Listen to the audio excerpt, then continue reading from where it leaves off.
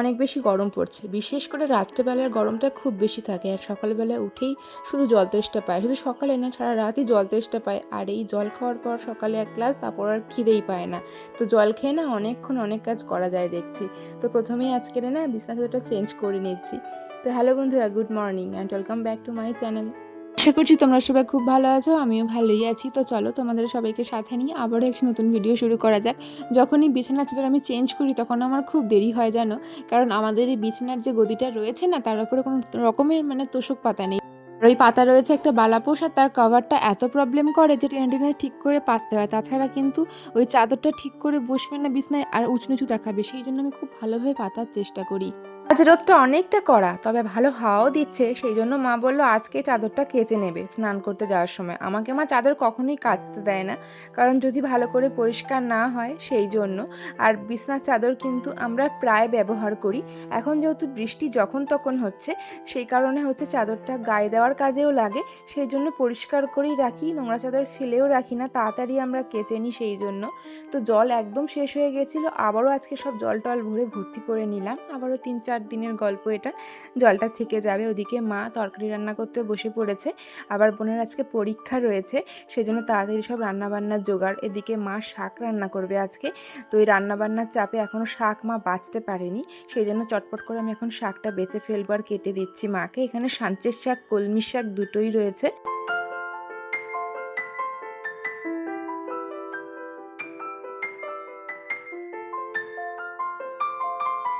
শাকগুলো ভীষণ ভালো, বাছতে আমার সময় লাগেনি, আর কেটে ফেলেছি তাড়াতাড়ি। কোনো সেরকম বালিটালিও নেই, তাই এভাবে আর কি বেশি নেই ধুয়ে নিচ্ছি ঝুড়িতে চেপে চেপে জল দিয়ে। আসলে একটা গামলা নিয়েছিলাম, জলটা ভর্তি করে এইভাবেই আর কি ধুয়ে নিয়েছি। যাবতীয় যা নোংরা আছে শাকে ধুয়ে যাবে। শাক খাওয়া যথেষ্ট ভালো আমাদের শরীরের জন্য, তবে খুব বেছে খুঁটে খেতে হয়। যদি একবার শাকে কোনো রকম জ্বালা পোকা থাকে, সেটা যদি পেটে যায়, তার থেকে ক্ষতিকর কিছু আর হবে বলে আমার তো মনে হয় না। তাই খুব সাবধানে শাক জিনিসটা রান্না করতে হয়, কুটতে বাছতে হয় আর কি। ফ্রিজের ড্রয়ারে না আলু, পেঁয়াজ, আদা, রসুন এগুলো রাখা হয় না, তাই এখন করে রাখছি। ওই যে রান্নাঘরের এক সাইডে যে আলু, পেঁয়াজ, আদা, রসুনের ঢিপি হতে থাকে, সেটা দেখতে তো ভালোই লাগে না, জায়গাটা নোংরা হয়ে যায়, বারবার পরিষ্কার করার একটা ঝামেলা থাকে। তাই ফ্রিজে ঢুকিয়ে দিলে বাবা সেই নোংরাটা হয় না, যা নোংরা হয় ওই ড্রয়ারেই হয়। তারপরে ড্রয়ারটা একটা সময় করে পরিষ্কার করে নিলে সব দিকে আর কি পরিষ্কার থাকে, ভালোই হয় সেটা। এই যে কদিন ধরে দুধ নিচ্ছি আমরা, ছানা কাটছে এমনভাবে, ছানাটা না একদম থিকানেস থাকছে না, আর একদম ওয়েটলেস, ছানাটা একদম ভালো হচ্ছে না, জানি না কেন দুধটা ভালোও থাকছে না। এখন খাচ্ছি আগের দিনের তরকারি, এঁচোড় আর একটু মুড়ি, এটা দিয়ে সকালে জল খাবার খেয়ে নিলাম চটপট করে। ওদিকে বোনের পরীক্ষাও, পুজো দিয়ে বেরোবে, সেজন্য তাড়াতাড়ি করে আর কি পুজো কমপ্লিট করলো। আর মার এদিকে মোটামুটি রান্না তো কমপ্লিট, তবে শাকটা বসিয়েছে, শাকটা এখনও হয়নি। শাক তবে বেশিক্ষণ সময় লাগে না, একটু ঢাকা চাপা দিলে রান্নাটা হয়ে যাবে আর কি এক্ষুনি। আজকে লাস্ট পরীক্ষা, তাই পুজোটা দিয়েই যাবে, তখন থেকেই আর কি ওই জন্য তাড়াহুড়ো বেশি করছে। এদিকে টাইম হয়ে গেছে, সেজন্য ওকে আমি খেতে দিয়ে দিয়েছিলাম লতি দিয়ে আর শাক ভাজা দিয়ে। আর এদিকে একটু চিরুনি আর এই মায়ের চুলের কাটারগুলোকে জলে ভিজিয়ে দিলাম সার্ফ দিয়ে বেশি করে। জানি না কেন চিরুনিগুলো ভীষণ পরিমাণে নোংরা হয়, প্লাস্টিকের চিরুনিতে বেশি পরিমাণে নোংরাটা পড়ে, আর ওই চিরুনি দিয়ে মাথা হাতড়ালে না মাথায় কিন্তু অনেক বেশি নোংরা জমে থাকে, আর চুলোটার সমস্যা হয়। তাই আমরা যখনই আর কি নোংরা দেখে এভাবে পড়েছে, চিরুনিগুলোকে বারবার ওই সার্ফের জলে ভেজাই, তার ফলে কিন্তু চিরুনি খুব ভালো পরিষ্কার হয়। তারপরে সেই চিরুনি দিয়ে মাথা চুলের কোনো রকম সমস্যা হয় না চুলের। সব জামা কাপড়গুলোকে এখন আমি ভাঁজ করার সময় পেয়েছি বলে ভালো করে গুছিয়ে গুছিয়ে আলনায় রেখে দিচ্ছি, যেগুলো প্রতিদিন ব্যবহার করা হয়। আজকে এত বেশি পরিমাণে গরম, আমি এখনও চুল আঁচড়াতে পারিনি, কারণ ওই যে চিরুনি এখন চলে গেছে সার্ফের জলে। মা ভালো করে পরিষ্কার করে দিক, তারপরে মাথা আঁচড়াবো। আর মাথা আঁচড়ালে একটু শান্তি লাগে গরমকালে, আর মাথা না আঁচড়ানো পর্যন্ত না ভীষণ বেশি গরম লাগে। তো সেই জন্যই মা পরিষ্কার করে দিল চিরুনিটা, সেই পরিষ্কার চিরুনি দিয়ে মাথাটা আমি এখন আঁচড়ালাম। আমার 2 সাবস্ক্রাইবার বন্ধু আমার থেকে জানতে চেয়েছে কিছু কথা।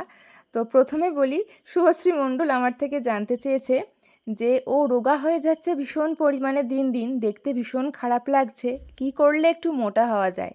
তোমাকে বলবো শুভশ্রী, তুমি একটু নিয়ম মতন ঘুমাও, আর মানসিক চাপ, যত রকম টেনশন আছে সব কিছুকে দূরে রেখে একদম সেলফ কেয়ার করো, তাহলে দেখবে তোমার কিন্তু অনেকটা পজিটিভ এনার্জি আসবে, আর দেখবে ভিতর থেকে তোমার অনেকটা ভালো ফিল হবে। আর তুমি কিন্তু ওই যে বলছো বাজেভাবে একটা রোগা হয়ে গেছো, সেটা আর থাকবে না, একটা গ্লেজ আসবে তোমার শরীরে, আর তুমি আস্তে আস্তে একটু মোটাও হবে।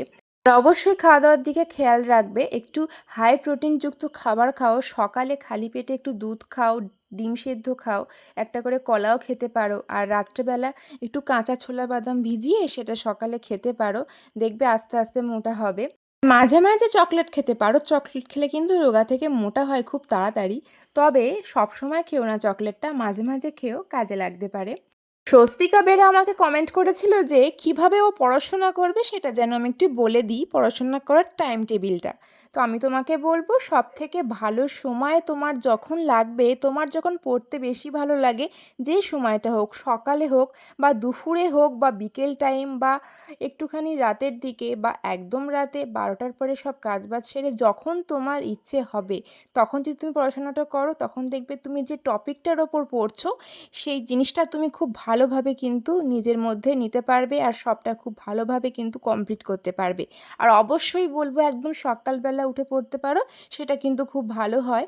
আর আমি বলবো একটানা পড়াশোনা করো না কোনো একটা টপিক নিয়ে, যেটা হচ্ছে তোমার কিন্তু মাথায় একদম থাকবে না।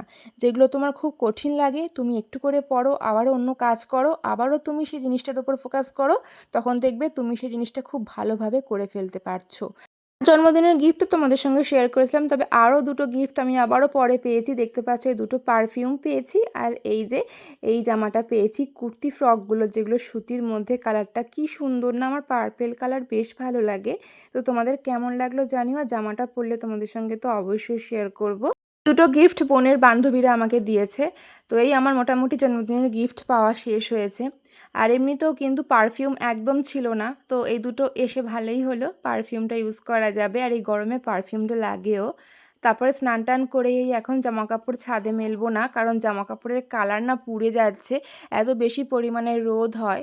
তবে চাদরটা যে মা কেচে দিয়েছে ওটাকে রোদে ছাড়া তো দেওয়া যাবে না ঘরে, কারণ ঠিক মতন শুকাবে না, অত বড় চাদর ঘরে শুকানোটাও সম্ভব নয়। আর এই দেখো সকালে তো ছাদে আসি না, কোনো কাজ থাকে না, এত রোদ থাকে সকালে ছাদে আসা যায় না, সে কারণে আর কি সকালে আসা হয় না বলে একদম এসে তারপরে এই গাছগুলোকে যখন দেখি রোদ্রে পুরো শুকিয়ে গেছে। তবে এই আমগুলো দেখছি মোটামুটি আস্তে আস্তে পাক ধরছে, তবে এই যেন আমাদের বাড়ির পিছনে কাকুদের যে আম বাগান রয়েছে, এই আমগুলো পেকে গেলে খাওয়া যায় না, পুরো ভর্তি পোকা হয়ে যায়, কাঁচা কাঁচা অবস্থাতেই বেশ মজা লাগে খেতে। তো এই যে চাদরটা এখন মেলে দিলাম, বেশ ভালো হাওয়াও দিয়েছে, আর এত রোদ তবুও আর কি হাওয়াটা ভালো লাগছে বলে একটু ঘুরে ফিরে চুলটা শুকাচ্ছিলাম। এই গরমে চুল শুকায় না আমার, কারণ মাথার ভিতরটা প্রচুর পরিমাণে ঘেমে থাকে, তো চুলটা শুকাতে খুব সমস্যা হয়। আর এই নিম গাছের তলায় বসে হাওয়া খাওয়ার ব্যাপারটা আমার বেশ ভালো লাগে, আর নিম গাছের হাওয়া খাওয়াও খুবই ভালো। তো এই শাক ভাজা, চিংড়ি মাছ দিয়ে লতি আর মাছের ঝোল দিয়ে দুপুরে খাওয়া দাওয়াটা করলাম। কি মনে হলো আজকে একটা জিনিস আমার খেতে ইচ্ছা হয়েছে, তো সেই জন্য সেটা খাবো বলে কাঁচের গ্লাস বের করেছি, অল্প একটু জলেই হয়ে যাবে, জলজিরা খেতে ইচ্ছা করছিল খুব। যেমন স্কুল লাইফে এই টিফিনের দিকে না, টিফিন খাওয়ার পরে জলজিরা খেতে হবে জলে গুলে গুলে, সেটাই ইচ্ছে হয়েছে। গন্ধরাজ লেবু ছিল ঘরে, তো সেটা একটুখানি নিয়ে এইভাবে জলের সাথে গুলে, আর এই যে ভাবলাম খাওয়া যাক, এত সুন্দর গন্ধ বেরিয়েছে, খেলেই বুঝতে পারছি কেমন লাগবে খেতে। তো খেতে দারুণ ছিল জিনিসটা, একদম অন্যরকমভাবে একটু ট্রাই করলাম, গন্ধরাজ লেবুর গন্ধটা যে এত ভালো লাগছিল কি বলবো তোমাদের। তো এই ছিল আজকের ভিডিও, তোমাদের আজকের ভিডিওটি কেমন লেগেছে অবশ্যই জানিও।